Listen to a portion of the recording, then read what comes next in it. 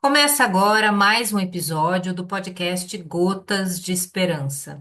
Espero que você aproveite nosso conteúdo, que sempre traz informações sobre a cannabis e sua diversidade como planta, contexto social, ambiental e cultural, e além, é claro, dos seus potenciais terapêuticos. Eu sou Cristina Segato, jornalista e editora deste canal, e dou as boas-vindas a você que acompanha este episódio inédito do Gotas de Esperança. Nossa proposta é contribuir com a educação canábica dos nossos associados, profissionais de saúde e público em geral, com conteúdo qualificado sobre o universo da nossa plantinha querida. Em cada episódio, teremos aqui cientistas, pacientes, advogados, médicos, dentistas, professores, veterinários, artistas, com abordagem simples e objetiva, atualizando você sobre saúde, bem-estar, meio ambiente, legislação e outros temas. O podcast Gotas de Esperança é uma produção da Associação Abrace e você pode acessar esse e outros episódios pelo Spotify. Procure por Gotas de Esperança no aplicativo ou, se preferir, no site da Abrace. Anota aí. Abrace Esperanca, tudo junto, sem cedilha.org.br. abraceesperanca.org.br.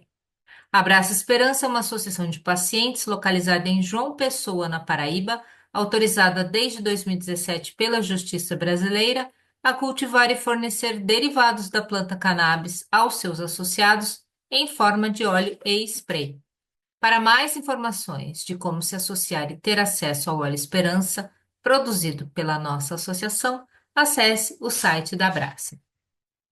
E nossa convidada de hoje, nossa entrevistada, é a Luciana Tony de Lima e Silva Surjos, terapeuta ocupacional, doutora em saúde pública, docente do Departamento de Políticas Públicas e Saúde Coletiva da Universidade Federal de São Paulo, a Unifesp, pós-doutoranda em psicobiologia, líder do grupo de estudos Pesquisa e Extensão Diverso, Saúde Mental, Redução de Danos e Direitos Humanos. Professora Luciana tem se dedicado aos estudos de metodologias de cuidado participativo e emancipatório, e também à construção colaborativa e à democratização do conhecimento da regulamentação dos usos da cannabis, com ênfase na promoção da equidade e reparação social. Olá, Luciana, tudo bem? Seja bem-vinda aqui no Gotas de Esperança, tudo bem com você? Oi, Cris, tudo bem? Muito feliz pelo convite, pela oportunidade de estar com vocês, aprendendo aí, né, com todo o acúmulo da Abrace, né, e podendo contribuir com esse bate-papo, a gente refletir aí, né, sobre a complexidade que ainda envolve, né, essa possibilidade, né, de fato, de uma democratização, né, do acesso, do conhecimento, né, tudo aquilo que envolve a nossa plantinha querida. Isso aí. A gente que agradece a sua disponibilidade de compartilhar seu conhecimento com a gente, que é um conhecimento muito importante e que a gente vai trazer aqui, então. Então, Luciana, você tem aí essa trajetória, né, de destaque da defesa das abordagens participativas, emancipatórias em saúde pública. Como é que essa como é que a regulamentação da cannabis, da maconha, se alinha a esses princípios, especialmente no contexto do SUS? Olha, Cris, eu acho que, assim, para mim, a regulamentação da maconha materializa uma série de desafios, né, que envolve a política de drogas, que envolve a política de saúde mental, né, e que envolve esse lugar tão importante do SUS na promoção da justiça social, né? Então, acho que quando a gente vivencia, né, um processo histórico de criminalização cultural, né, como o que envolve a criminalização e a proibição da maconha,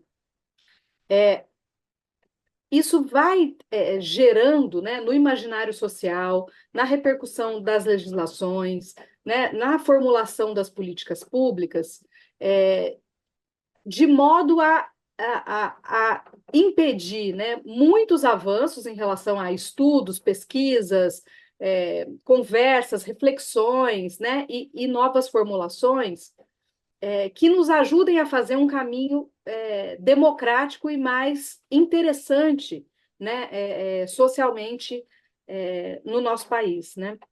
Então, acho que a regulamentação, né, a redescoberta, né, ou a retirada dos impedimentos, né, de investigar os potenciais todos da planta, né, desde o seu potencial ambiental, o seu potencial alimentar, o potencial terapêutico,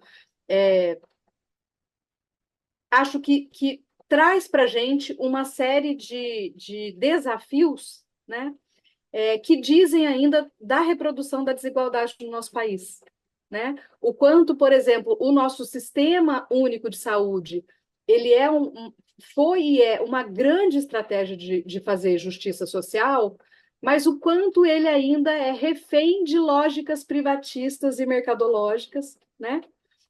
Que impedem, contraditoriamente, o avanço da autonomia das pessoas na forma de seu cuidado, né? Então, se a gente for pensar, né, que é muito difícil a gente conhecer em outras experiências internacionais, né, que tenham essa coragem, né, de propor um sistema universal de saúde com garantias de acesso, não só a procedimentos de saúde, mas acesso a intervenções, né, que produzam impacto na redução da desigualdade, né?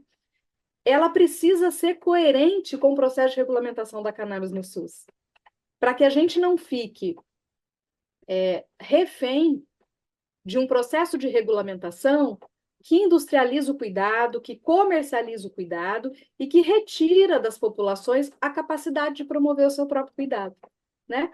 Falando, então, de uma planta que tem, pelo seu uso ancestral,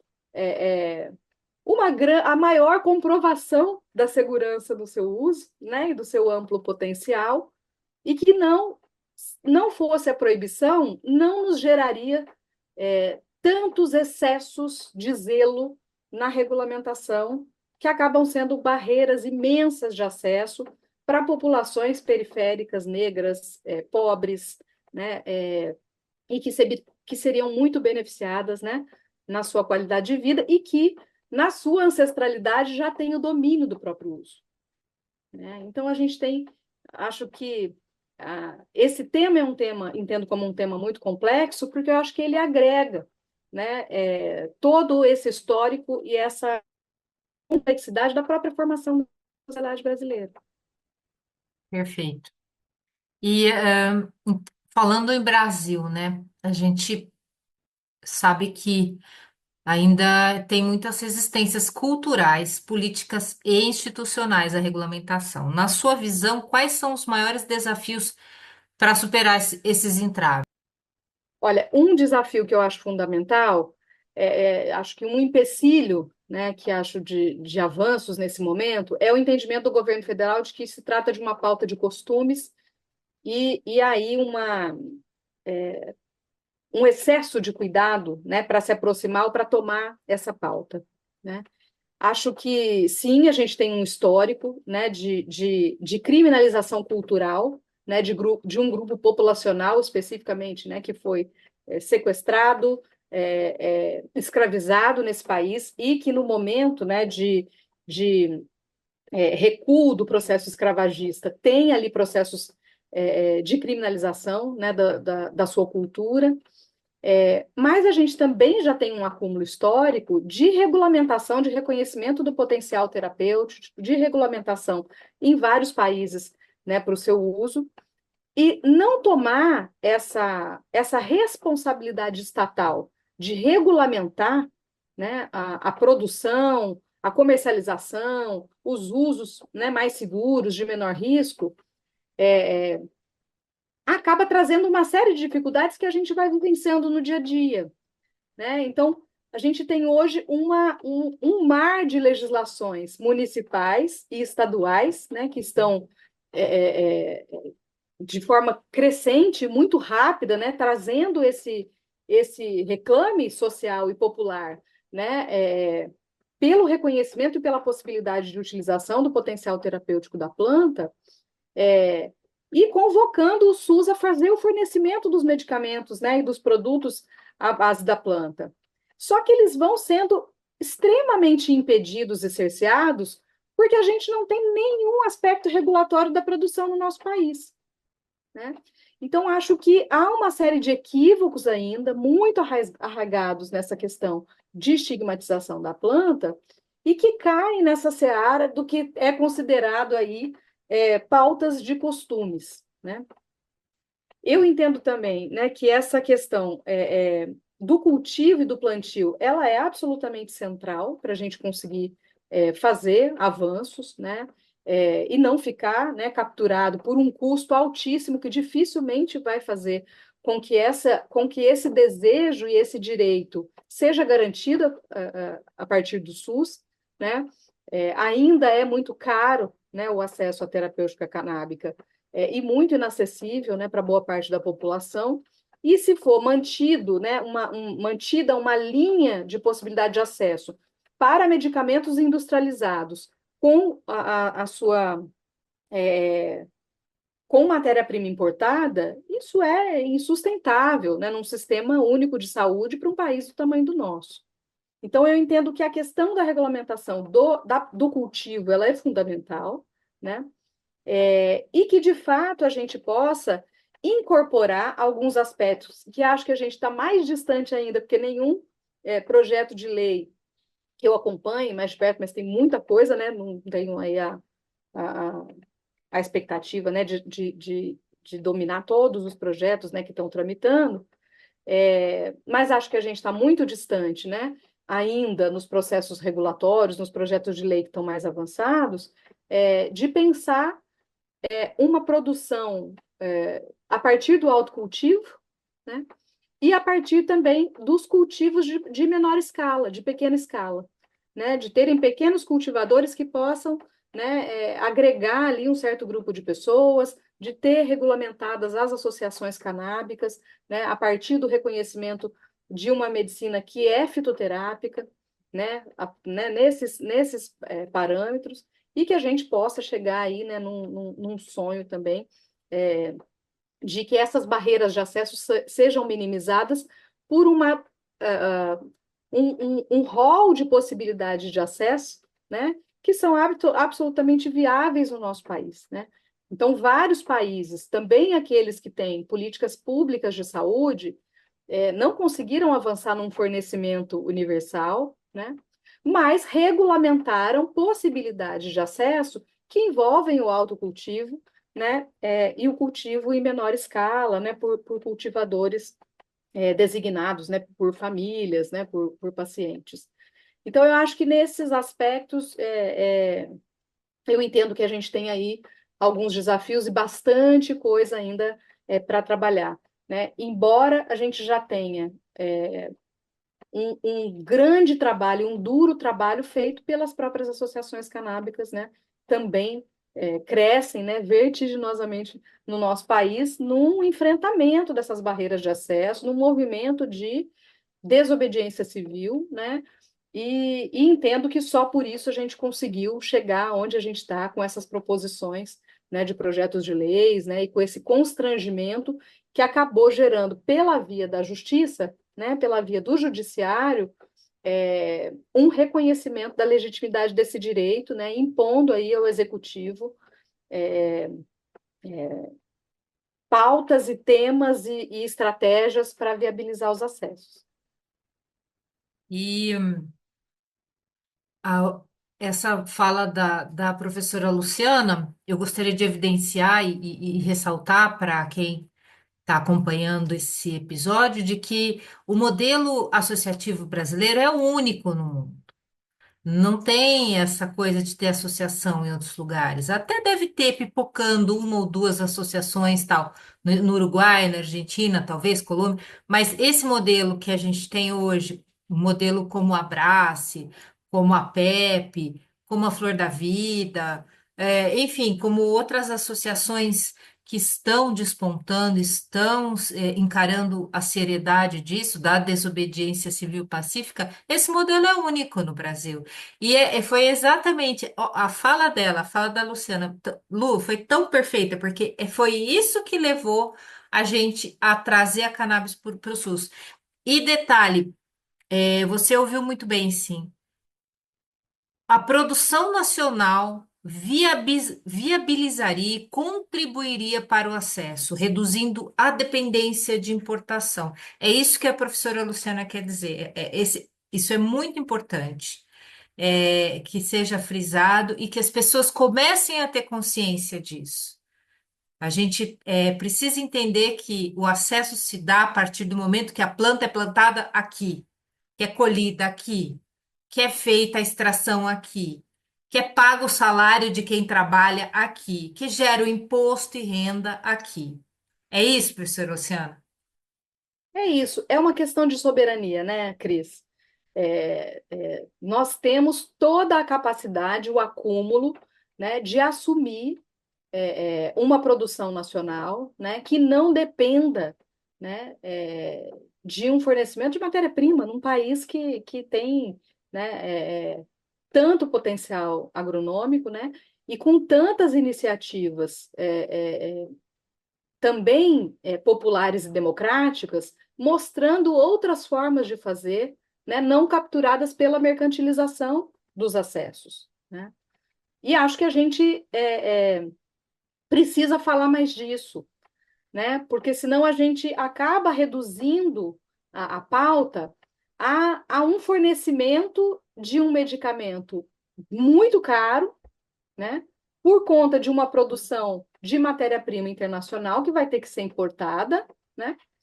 E sob domínio da indústria farmacêutica, que sempre, né, assim, o grande capital que também sempre lucrou com a criminalização e impedimento de uso de várias substâncias, né, vai continuar lucrando, né? E a gente tem visto, né, no movimento internacional, essa preocupação em relação à regulamentação da maconha também, né, com o domínio dos países do norte, né, também fazendo um movimento de colonização, né, de nova colonização, de exploração de todo essa cadeia de produção, né, que vem sendo gerada globalmente a partir dos movimentos de regulamentação, né? Então, o próprio Uruguai, né, que faz um processo regulatório muito pautado na soberania e no controle do Estado, né, de uma produção que seja de qualidade, zelosa, né, sofre muita influência, né, de grupos também, né, da indústria farmacêutica canadense, da questão do financiamento bancário estadunidense, né? Eles tiveram uma série de dificuldades, né? Onde teve um constrangimento dos bancos de não quererem financiar, nem fazer aporte, né, financeiro para as farmácias que aderissem, né, à dispensação dos medicamentos, né, e dos insumos, né, e da planta, e aí as farmácias recuaram, né? Então o Uruguai tem três modalidades de acesso, né? A questão do cultivo, do autocultivo, né? E do cultivo dos clubes canábicos e as farmácias, né? E aí todo o movimento que eles fizeram, que ainda assim com tanta dificuldade conseguiu reverter quase que 50% de uma produção do crime organizado, né? Para uma regularidade, né? E uma segurança naquilo que as pessoas estão consumindo, houve todo esse atravessamento, né, hierárquico, norte para o sul, né, de tentar que as empresas, que as grandes indústrias, né, pudessem ocupar esse espaço da produção no próprio Uruguai e retirassem a capacidade do país de responder de uma forma democrática, visto que o recuo das farmácias, né, acabou gerando uma série de vazios que manteve ali um poderio, né, do crime organizado.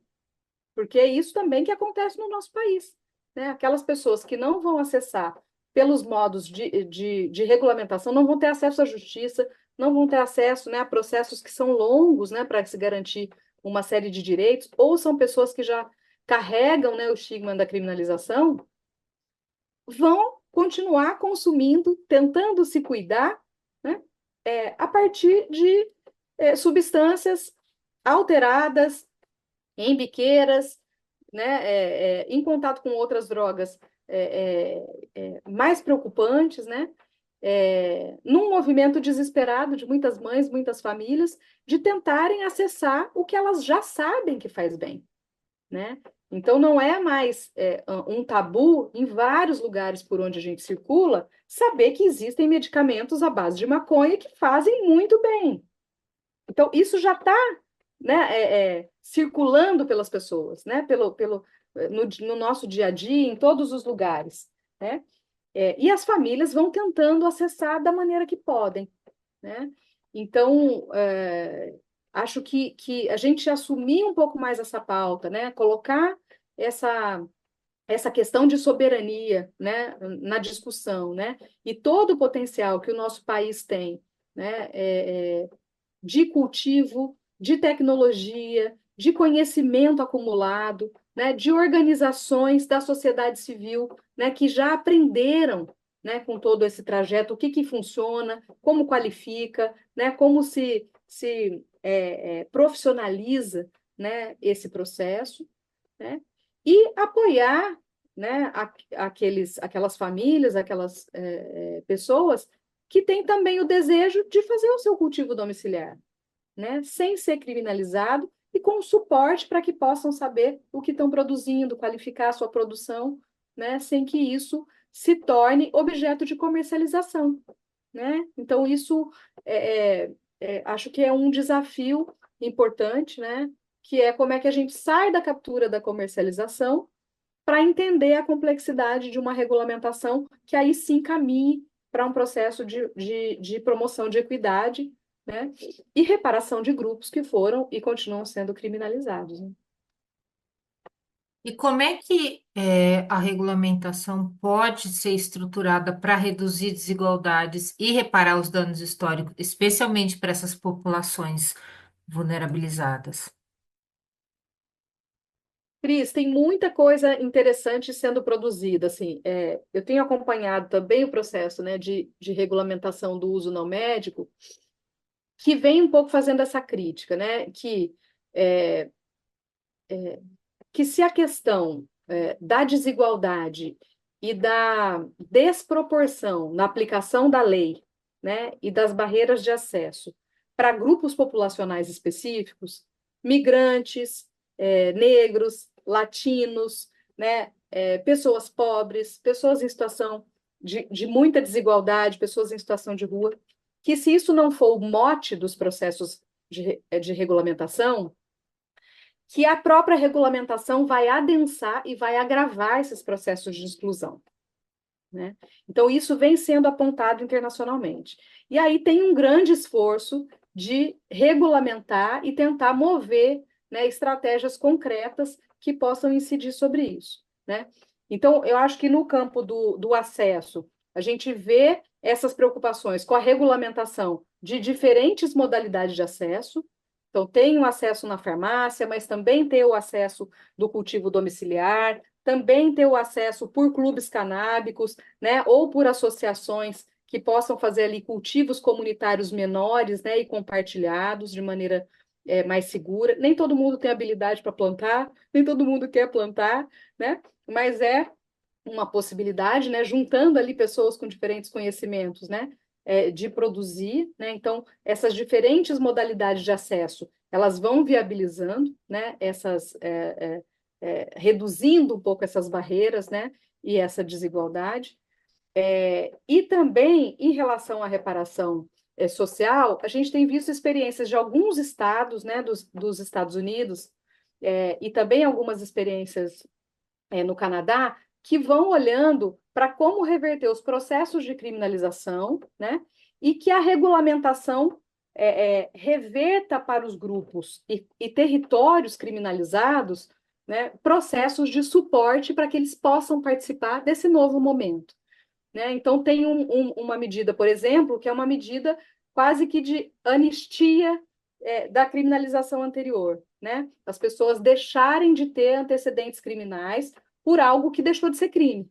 Né? Então, a gente tem também, né, pessoas que ainda respondem, né, processos criminais no Brasil por tráficos, famílias, né, que respondem, e muitas pessoas, né, envolvidas com um consumo recreativo, um consumo adulto, né, que são criminalizados se forem, né, negros e pobres, considerados traficantes e não usuários, né?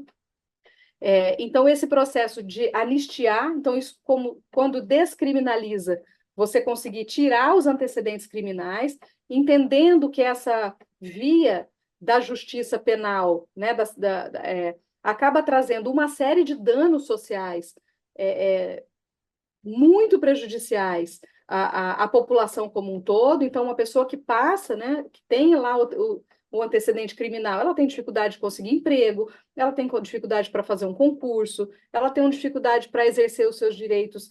é, é, é, Esqueci o nome, Direito que é. civil? Não, da pessoa ter a guarda dos seus filhos, direitos parentais, né? De ter ali preservado seus direitos parentais. Então, uma série de repercussões na vida que são desastrosas, que nem se aproximam do risco que tem o consumo daquela substância, né? Do dano que traz o consumo daquela substância, né? Então, essa tem sido uma medida, né? A anistia dos processos, né, de antecedentes criminais. Uma outra medida que vem sendo tomada também é que os impostos gerados, né, no processo de regulamentação possam voltar tanto em medidas de pesquisa, em serviços de saúde, em serviços de educação, né, da população, mas também em fortalecimento de territórios e populações que foram desproporcionalmente afetadas. Né? Então, olhar quais são os territórios onde as pessoas foram mais criminalizadas. Quais foram os territórios que as pessoas foram mais presas? E aí a gente teve um impacto na vida familiar de todo mundo. É um pai que foi preso, uma mãe que foi presa. Isso trouxe uma série de consequências para toda a família. Né? Então, investir recurso nesses territórios. Então, tem alguns países que dizem: olha, não vai poder participar do novo mercado, não vai poder trabalhar, né, nesse novo mercado se tiver um antecedente criminal de tráfico. Né? E outras experiências vão dizer: não, esse critério, se ele foi criminalizado, ele precisa ter prioridade no Hum. acesso a ser um trabalhador desse novo mercado. Né? Então, territórios indígenas no Canadá, por exemplo, né?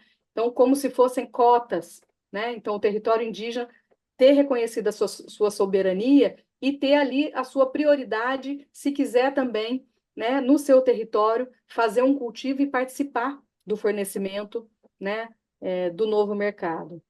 Então, uma série de medidas que vão ajudando a gente a pensar, né, as questões que a gente poderia é, agregar aos nossos processos regulatórios, né, de modo que ele contemplasse esse enfrentamento das desigualdades, no sentido da promoção de equidade, mas também de reparação social desses grupos.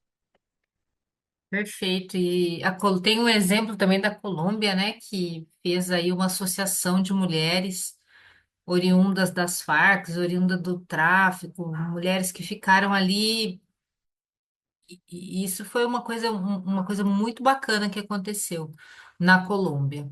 Elas foram trabalhar cultivando maconha para fins medicinais, para a indústria, obviamente, né? Para a indústria, para vender para a Aurora, enfim, para as grandes indústrias.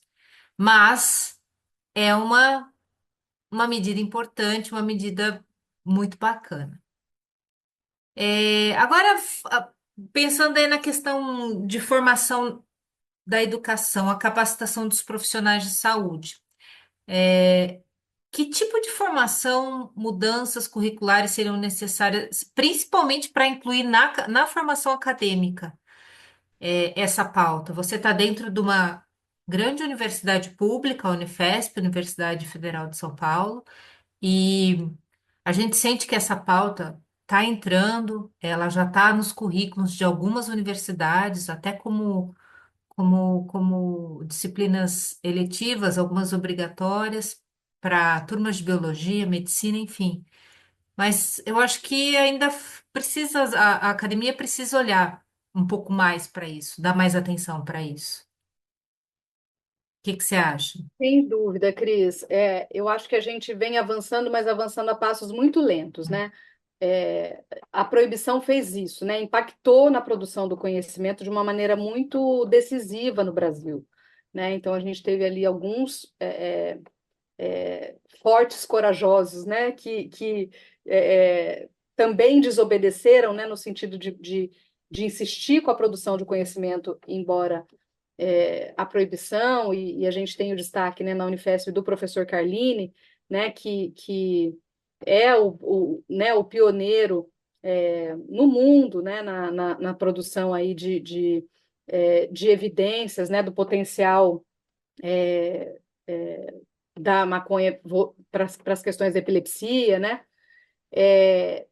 E a gente teve um impacto muito grande, né, na restrição do desenvolvimento de pesquisa. Então, a academia ainda, acho que avançou, vem avançando, mas ainda mantém alguma reserva, né? A gente tem tentado na Unifesp avançar numa negociação com a Anvisa para ter autorizado o cultivo na Unifesp para produção de pesquisa, né? E é um passo assim, um passinho para frente, dois, três para trás, porque há uma insegurança jurídica, né, ali de o quanto dá para afirmar, o quanto não dá para afirmar, até onde a gente vai, que passos a gente tem que tomar. Mas a gente tem tido cada vez mais interesse, né, no desenvolvimento da pesquisa e mais entrada do tema em vários âmbitos da universidade, né? Então, desde a graduação, das disciplinas eletivas, a pós-graduação, mas a gente tem uma lacuna muito importante, né, ainda para avançar. Esses dias eu estava conversando com filhos no ensino médio entrando na universidade, né? Assim, nunca nem ouviram falar que existe um sistema endocannabinoide. Nunca. Isso passa, não está em lugar nenhum, né? E aí, quando a gente vai se deparar, a gente tem também uma série de trabalhadores que estão trabalhando ali na ponta, atendendo, profissionais de saúde formados, que também nunca ouviram falar, né? Então, assim, existe todo esse processo, né? Como é que a gente tira esse véu, né, esse impedimento ao acesso à informação, né? Então, quando eu vou falando para os meus filhos, né, que existe um sistema, eles ficam maravilhados, falam, mas como assim? Como a gente não ouve? Por que a gente não ouve falar disso? Se eu estou aprendendo todos os sistemas, que eu não, por quê? Né? E é uma grande Deveria pergunta, estar no ensino médio, com certeza. por quê? Né? Então, Porque esse conhecimento ele vai avançando muito rapidamente, né? É um mar de artigos e produção científica que vem acontecendo globalmente, que você não consegue acompanhar, né? Então, se você abre ele todo dia, muito, muito artigo, né? E avançando no detalhamento, né, desse sistema tão amplo, tão complexo, né? Com várias interfaces de outros sistemas, né? Por isso, até às vezes assusta, né? A amplitude de potencial terapêutico, né, de ação terapêutica da planta, né, porque de fato é um sistema que dialoga e regula, né, outros tantos sistemas, e que as pessoas simplesmente desconhecem, nunca ouviram falar, né?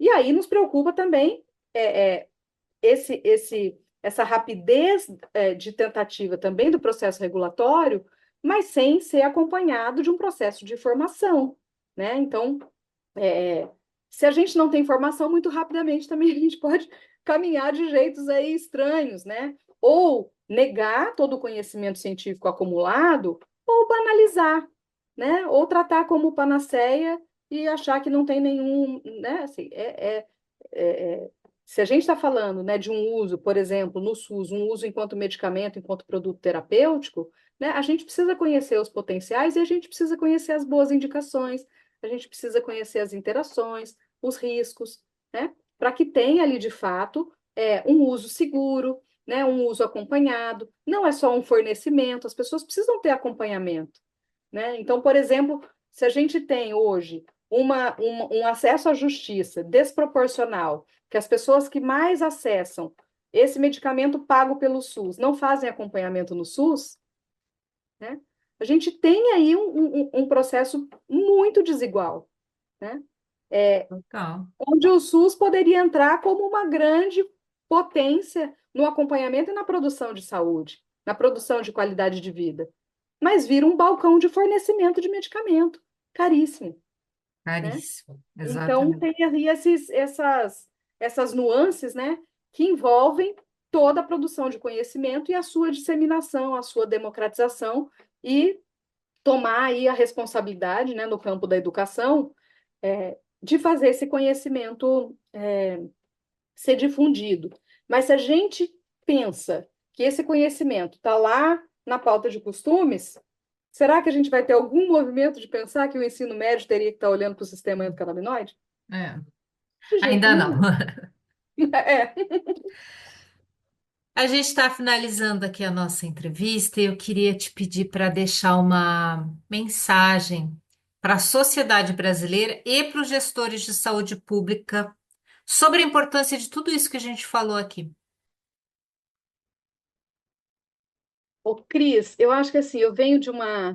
A gente desenvolveu uma experiência agora recente de parceria envolvendo população em situação de rua, indígenas e assentados, né? De assentamentos aqui, todos do estado de São Paulo, a terra indígena aqui do estado de São Paulo, e população em situação de rua. E a ideia desse projeto era que a gente pudesse fazer um caminho de trocas de conhecimento onde a gente conseguisse avançar na redução do estigma em relação à planta, recuperar os conhecimentos e o domínio ancestral dos usos, né? E articular essa discussão com uma discussão de preservação do meio ambiente, com a discussão dos sistemas agroflorestais e de agricultura familiar. E foi um dos processos, vem sendo, né? Um dos processos mais lindos que eu pude acompanhar, né? De pessoas do campo, né? É, revisitarem a sua própria história, entenderem a criminalização das suas famílias, né, como famílias que foram também exploradas no seu potencial de cultivo, sem saber aquilo que estavam cultivando, e que estão nesse processo de regulamentação fora de todo esse debate. Né? Então, foi um processo muito bonito que a gente foi trocando conhecimento, resgatando essa pauta como se para a soberania dos próprios grupos envolvidos, né? E a gente ali saiu com uma, vou chamar de consenso, um consenso na diversidade, né? Porque ali são interesses muito diferentes, né? Em relações muito diferentes com a temática, de que a gente só vai parar agora depois que regulamentar e depois que legalizar, né? E isso eu ouvi de um senhor que tem, assim, décadas de luta pelo direito à terra no Brasil e pela reforma agrária. E fiquei muito emocionada, né? E aí eu queria convocar, né, essa militância e essa força popular, né, que a gente se aproprie cada vez mais dessa discussão, né, e de quanto essa discussão tem a ver com direitos, tem a ver com liberdade, tem a ver com soberania nacional, né, e pode ter a ver também com a preservação do nosso planeta, com cuidados em saúde articulados à preservação do meio ambiente. Né? Então, eu queria reafirmar, né, a complexidade desse tema, né, e o quanto esse tema é caro por fazer juntar uma série de lutas contra a desigualdade no nosso país, né, e que se cada um de nós, a partir da sua inserção, né, tomar a responsabilidade de fazer o conhecimento acumulado ser difundido, de desestigmatizar essa pauta, de cobrar, né, dos nossos parlamentares, do nosso executivo, avanços nesse sentido, eu acho que a gente são muitos grupos, são muito fortes, com muito acúmulo, e que a gente tem condição aí de avançar cada vez mais. E como diz o nosso parceiro lá no assentamento, a gente só vai parar a hora que regulamentar, do jeito que precisa ser regulamentado. Nossa, estou emocionada aqui, viu? Muito bom. É o grupo diverso, esse que você faz parte? Essa. Isso, a gente fez uma parceria, o Grupo Diverso e o Farmacom, né, que é o Observatório do Uso de Medicamentos, Maconha e Outras Drogas, e a gente já tem essa parceria, né, com a terra indígena aqui no município de Peruíbe, e a gente agregou essa parceria com um dos assentamentos, né, do Vale do Ribeira, no estado de São Paulo, e estamos avançando aí nessa pauta, agregando essa discussão, né, do sistema agroflorestal e aí essa conexão que aconteceu foi muito bonita e muito surpreendente, assim, para muito além do que a gente pensava. A gente pensou, é um começo de conversa, vamos começar a conversar sobre o que está acontecendo e o que aconteceu, né, na proibição, e vamos pensar o que a gente quer fazer junto pela frente. E foi muito surpreendente, assim. Eu imagino, já estou vislumbrando.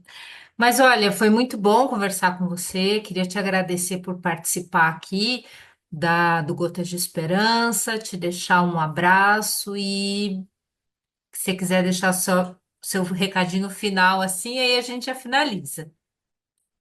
Cris, eu quero só agradecer, dizer que é uma honra, né, compor esse esforço. Contem sempre comigo, contem com a Unifesp, com o Farmacom, com o Diverso, né, o que tiver ao nosso alcance, o que não tiver a gente vai buscar, né, porque estamos aí na mesma luta e entendemos esse papel da universidade pública no enfrentamento dessa barreira, né, e estamos aqui para ser parceiros aí num trabalho lindo que a Abrace faz e que tantas associações têm feito e têm ensinado tanto, né, para o nosso país, também para a academia. Termina aqui mais um episódio do Gotas de Esperança, podcast produzido pela Associação Abrace, trazendo entrevistas e debates sobre o cenário do uso da cannabis terapêutica no Brasil.